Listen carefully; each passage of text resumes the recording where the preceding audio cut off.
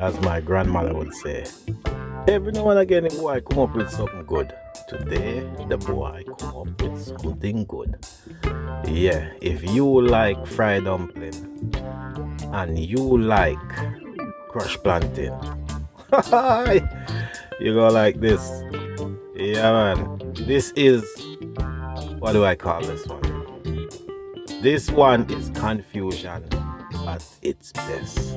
This is the crushed plantain stuffed with fried dumpling and bully beef.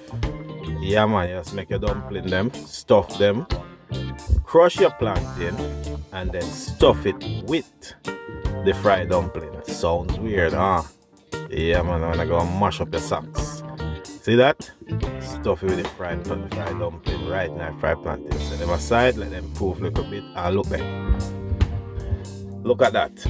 Yeah, man, if that one doesn't look good, let me know in the comments. Look at the inside. Look at that. I think your boy come up with something good with this one. And if you try it, send us a follow.